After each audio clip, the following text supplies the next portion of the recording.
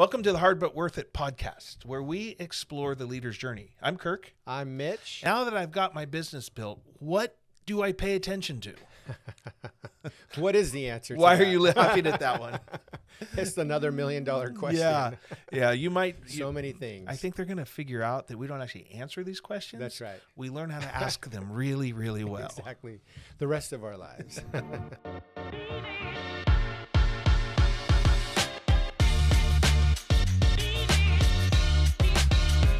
So, Mitch, why do you think this is an important question?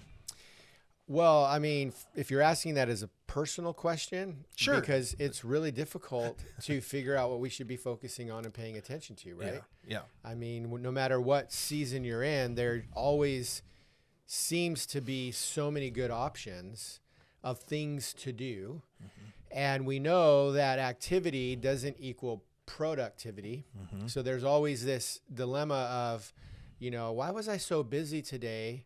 But then at the end of the day, you get home, you're like, but I don't feel like I accomplished anything. And we have enough of those days. I think we begin to ask these questions. What should I be paying attention to? And it's not a should like others are telling you should do this, as much as you're beginning to evaluate that you have limitations and things that you can direct your resources toward that have better payoff and dividends than other things that maybe distract or take away from that. Yeah. There's a common feeling that a lot of times when people engage us as coaches, they come in because they feel this sense of overwhelm, like they're just getting pulled in all these directions.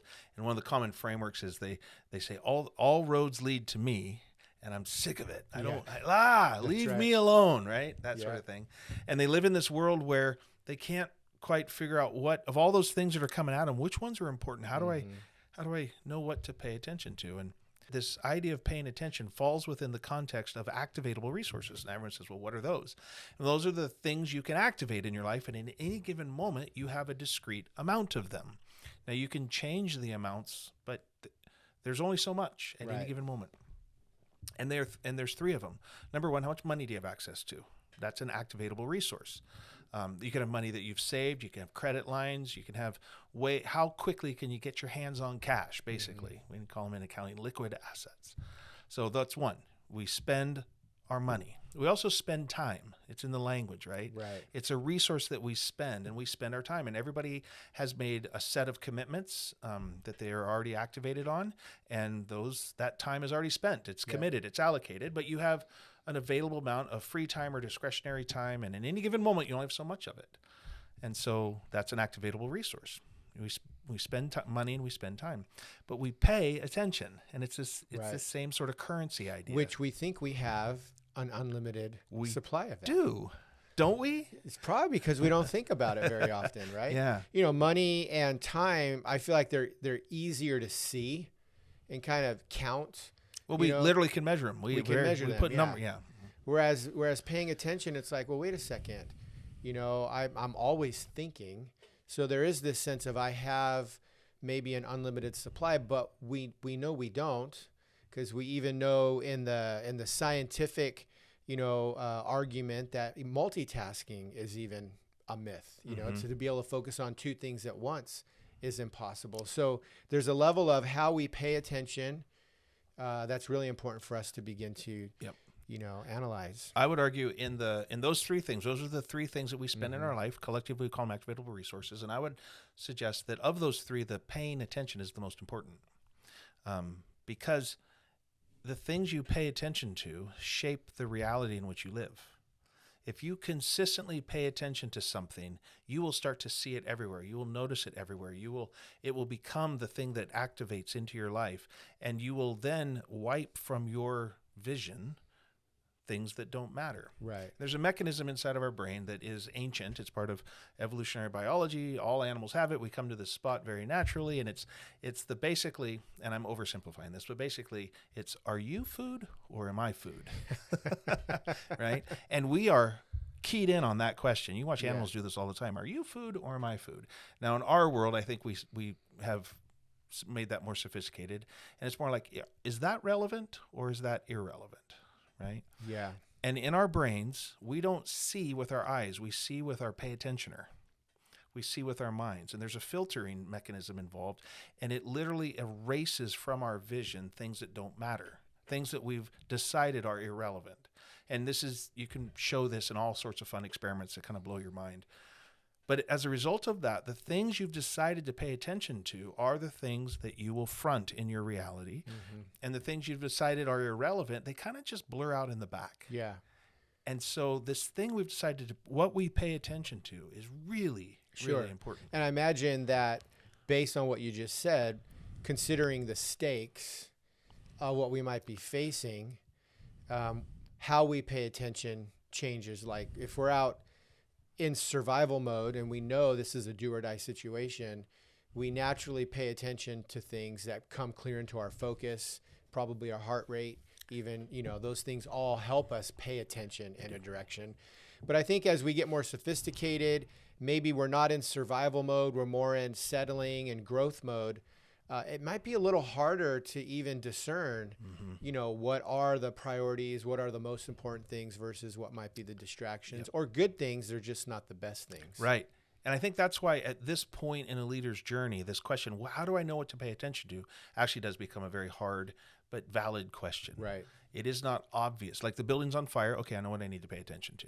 Right. Yeah. But man, it gets to the spot where everything seems like it might be equally important. And that's a trap. That's how we end up in overwhelm. And so I think there's some natural markers along the way that we can think about. For one, when we're younger, in our early adult years, I don't know that we know what to pay attention to. And so we kind of just run all these experiments. We pay attention to that for a while, then we pay attention to this for a while, all along the way trying to learn what is going to matter. But there's a season of our life where you just don't know. Yeah. So run at it. Go discover. And there's mistakes made along the way and things that don't work out. And so you pull back, and that's actually fine. It's the necessary part of the project. But as you start to get into a more seasoned place where you've done a couple decades of work, and the hope is that you're beginning to gain an understanding of the way you create value, the things that matter to you, the things that are going to be vital, not just important, that you need to start to think about those as, I need to pay attention to that. And what I need to do is not just be average at it, I need to gain mastery. Sure. And so when you think about paying attention, I think it's a question of what is it that you're going to commit yourself to in order to gain mastery. The author of Measure What Matters which is John Doerr wrote that book. Great book, by the way. He says it over and over. It's just the phrase. I remember him saying this before anybody else. But basically, what you measure improves. Whatever you measure improves. And what he's getting at there, I think, is the measuring devices in our life are the tools we use to help us pay attention to something. Yeah. So I think you can say what you pay attention to, you can master. Yeah. If you're not paying attention to something, you'll never master. Well, and we talk about that too in kind of the wider context of how we might define the coaching opportunity in the life cycle or the development of a human in their professional journey. But like there are these inclines from like level 1 motivations and growth, which we would say are just like basic survival needs met, skill building. And then we move to maybe level 2 where we are learning more skills and strategies around a particular thing. And so in that process, we're learning several things, and we may be becoming good at a lot of things, which is necessary. Yeah. But there does come a moment where we will plateau in our life and have to decide, what is the thing I want to be great at? What's the thing I'm going to master? Because you can't be divided over so many things. I think someone said, and my dad used to say this, but it's the jack of all trades, master of none. Right. There is a point where we can be so diverted and so diluted in our attention that we don't ever become great at anything. So then it becomes the process of elimination, right, by focusing on the things that we know we can be great at. Yeah. There's a subtraction, right, going on. Yeah. And potency is, I always use the metaphor of potency for this. To become really potent at something, which is another way of saying mastery, is to subtract. You're just pulling out. And you're not just, people think about this subtraction as pulling out things that are worthless, pulling out things that have no value. Totally. That's Dude, what that's makes it the hard. easy part. Yeah, that's what makes it hard. Exactly. The hard thing is pulling out things that actually are cool And you're good at. and you're good at. This one is a leader's job is to get really good at saying no to things that they're really good at. Right. And that's what's hard. Yeah, and it's even hard when they may be better at it than anyone else around on their team. It's Yep. like, oh man, how do I I'm let the best this at go? I'm this. the best at this. But it's not the right thing for you to Yeah. focus on.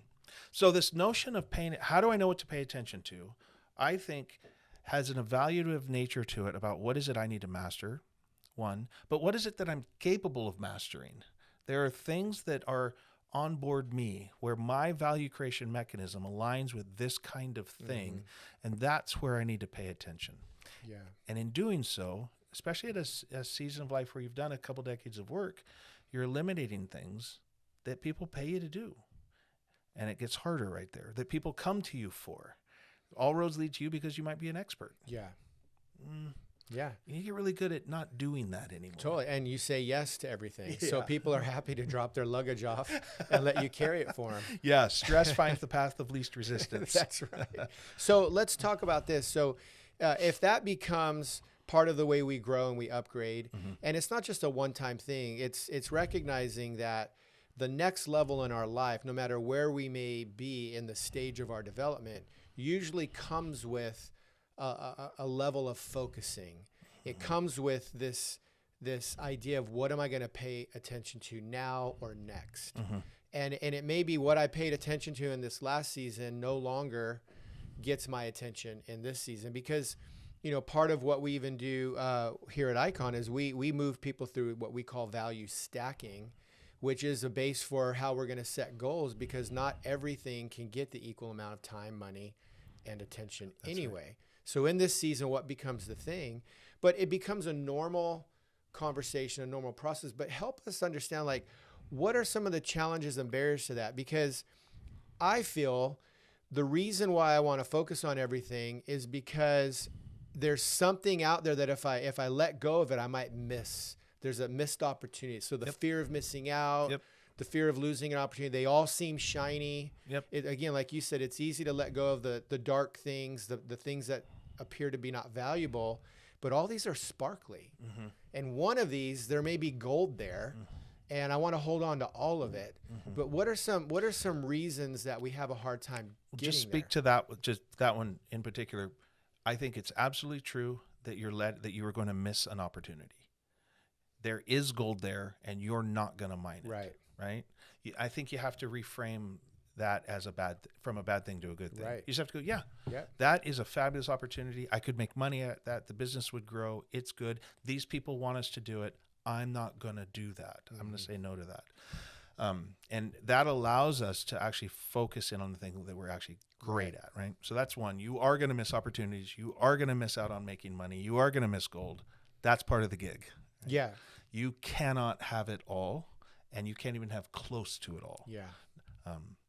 I think another reason that people miss out on this is they don't want to let people down. There's a huge driver inside of how some people are wired, that they really do love to serve others. They're very good at noticing other needs, and they move towards that. It's a very natural part of who they are. They're on the big five. They're probably more agreeable. That kind of a thing. That's a really natural thing. And they maybe haven't built the muscle over time to get to feel the feels of letting someone down in a different way, to reframe that story. And so they see the human side of not showing up to do something that they're good at, that they could do. And then there's a sense of obligation. Well, therefore they should. It's the right thing to do.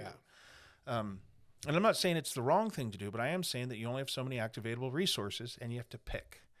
And I think what you're doing, if you're letting someone down, that's only because you built an expectation that you'd be there for them.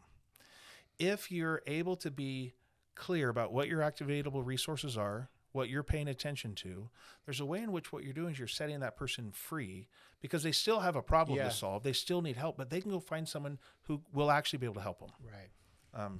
But I think that's a driver of this. I don't want to let people down. Yeah, it's good. Well, you kind of have to learn how to let people down. But I think of it more as setting them free. I think one of the reasons is they're after a sense of security and safety, and the risk of choosing feels too big to them. And so they're trying to grab just a little bit of everything. It's this diversified investment for portfolio. Yeah. Now, in investing, that makes a ton of sense, right? I get that. But I think in how you spend your life, I'm not sure that's a great idea. At some point, you have to get exclusive. Because that's what creates mastery. Yeah. So you hear people talk about wanting multiple streams of income, and they just think that that's the right thing to do. Yeah. And so but sometimes they go after it too fast, too soon, too many. They haven't thought that through, and it's like, no, you actually have to have you have to be able to pay attention to it for it to make money. You can't just go buy 2 rentals and hope they make money for you. It's going to take your time, energy, and focus. And so sometimes I think people are pursuing these wisdom statements that are timed inappropriately or they don't truly understand. At other times, I don't think they've done sufficient personal development work to truly understand what they could be great at. And so they settle for good, and they just have a whole bunch of good things going on. And I think that's okay. Yeah. That's fine. But if you want to gain mastery, especially personal mastery, there's a body of work that you have to consistently be doing to truly understand how you're organized, what intrinsically motivates you, what you're capable of. Yeah. What are the mechanisms that get that to happen? What does vulnerability and risk look like in that context to be able to go after mastery? And it's a personal development journey. Yeah. Well, I agree. And it's a consistent personal development journey. It's not a weekend away, because the seasons change. And so you're coming back to this, what's going to get my attention now? So help me with this, because I seem to have this problem, and I don't think I'm the only one listening. This is not one of your unique attributes. I don't think it's one of my unique ones. But why is it that when I talk to myself about what I'm going to focus on, the natural thing is then I'm not going to focus on that. And so the moment I even say I'm not going to focus on that, that's the thing I can't stop thinking about. Right. Or, going back all the way as a child, it's like, your parent says, don't do that, or, this is something you don't need to be thinking about or be looking at or whatever. And all of a sudden that's the thing you're thinking about, and it's not the thing you should be doing. So there is this process in how we approach what we pay attention to, I think, too, of learning how to define the thing we want to focus on rather than by defining it of what we're not going to focus on. But what is that about? Yeah, that's a great question. I think there's 2 pretty accessible reasons that happens. I'm sure there's a lot more inside of human psychology, but the 2 I'm familiar with. So it's not just me. It's just you, Mitch. It's just you. This is personal advice just for you. Everybody else just watch. That's right. Watch us fix Mitch, right? First of all, there's a thing in our brain that is designed. It's agnostic. It doesn't know right and wrong or good and bad, but it is very good at receiving messages about what's important and what's not important, what's relevant and not relevant. And so we often call this the pink elephant idea. You can Google that and you'll find this talk. And everyone's thinking about a pink elephant right now. Instantly. So if I say to you, no matter what, don't think about pink elephants, it's actually impossible, because there's a thing inside of your brain that automatically kicks off. You don't have control of this. And it automatically kicks off and it goes, okay, pink elephants matter. They're relevant. And I'm not supposed to think about them. So in order to not think about them, I have to make sure that I've got my eye out for pink elephants everywhere I look to make sure I don't see pink elephants or deal with pink elephants. And it's just a loop. And you can't, once you're in the loop, you can't get out of the loop. So if we say, or you hear it said, don't think about Tuesday. Well, you've got to now make sure that you've got Tuesday nailed down so that you don't think about it, which is, of course, thinking about it. Right? So that's not an effective tool. The second one is, and it's probably similar, but maybe a little bit more, maybe a little different, is just the idea of a prohibition. When you create a prohibition, there's something inside a lot of people that actually begins to go, well, now I'm curious about that. Why would that be off limits? What is it about that? Why did you decide that you know something about that I don't? Yeah. And I want to know something. I want to know what that is, so I'm going to go figure that out. And so what we say about prohibitions is, as soon as you establish a prohibition, what you've done is guarantee that will happen. Yeah. It's just gonna happen. It's like my granddaughter Willow and the remote control. Okay, yeah. Right? She's got all her toys laid out, the remote control setting over here behind the lamp, and somehow she catches a small glimpse. That's the thing she can't take her eye off of the rest of the night. And everyone's saying, don't play with that, don't play with that, don't play with that. Yeah. Yeah. And so we actually create the thing that we don't want to have happen by putting it into a category of a prohibition. And you can actually watch some situations where people do this. They say to themselves, no matter what, I will never, no matter what, I will not become. And their attention is pulled in that direction to avoid it. Yeah. So some of those things are really destructive and bad. And so we do want to avoid them. So how do we do that? And part of it is this whole, what are you paying attention to? So we say the opposite of love. So love, we'll say, is good, and you want to pay attention to things that you love, right? A lot of us think the opposite of love is hate. That hate is the thing, I hate this, therefore I will not pay attention to it. But those are actually two sides of the same coin. The thing you love, you're in a relationship with. The thing you hate, you're in a relationship with. You find a marriage that went sideways and everybody's mad at each other and they get divorced, and they might spend the rest of their life not married, but in a deep relationship with their ex, right? And it's still this fight. It's the same relationship. Yeah. They just don't live together anymore, right? So the opposite of love is not hate. The opposite of love is indifference. And there are all kinds of things in the world that I'm indifferent to. I don't give a rip about them. And they're also invisible to me. And so there's a way in which what you want to do is not create the prohibition around the thing. You want to create indifference around the thing. Sure. So if you give a kid, if you tell them don't do that, well, sometimes they're going to do that just for negative attention. Right. Right? Sometimes it's still in the room, so to speak. But, Willow, there's probably 1,000 other things in the room that you don't want her to play with. Right. But you have indifference towards them. Well, and I think too, it's not just the indifference, which I do agree that is a powerful way to look at the things you no longer want to do or pay attention to. I think another way, which may be tangled in that a little bit, but it's just finding the positive way to state the negative thing. So Correct. like What do you want them what do you want them to capture so their attention? Instead of, child, don't run. It's don't run indoors. It's, hey, you get down on a knee and say, actually, indoors we walk.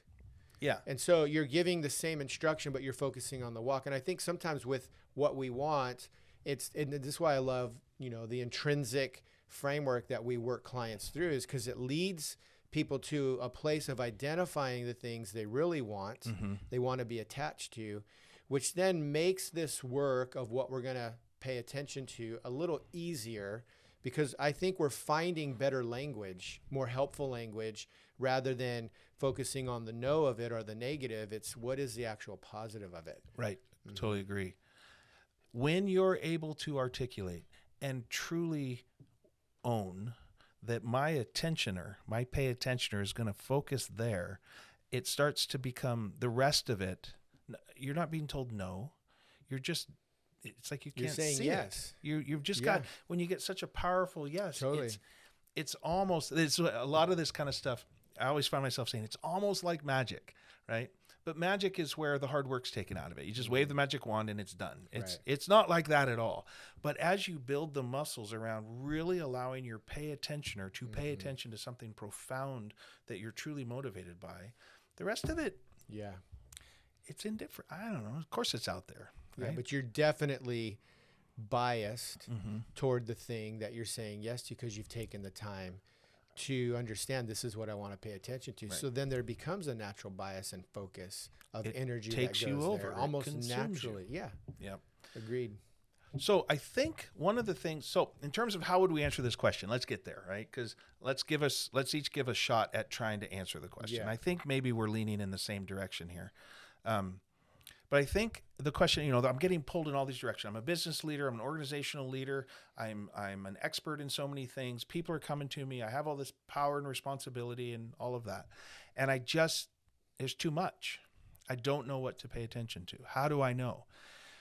I think what you have to understand is what is it that if it's you personally or as a company, because sometimes you're thinking on behalf of a company. Sure. But what does this company need to master? What do we need to become extremely good at? Right. What our value proposition, the way that we create value is conditioned on just a few things. And can I get to the spot where I can see those? And I think what gets us in trouble on this question is when we're younger, you don't know. and you're still trying to answer Yeah. it. You have to give yourself time, but in time, you have to trust that you've learned, and then you have to pick. Yeah. And you start running experiments. And the universe will let you know if you pick the right thing. It really will. So That's right. it's okay if you didn't. But I think what we do instead is we try to hold on to everything. Because here's one way I say this to clients all the time. This is not precisely true, but I say 4/5 of all problems don't need to be solved. Now, I don't know if it's 3/5 or 7/5 or whatever, but it's 4/5 of all problems don't need to be solved. But what that means is one of them does.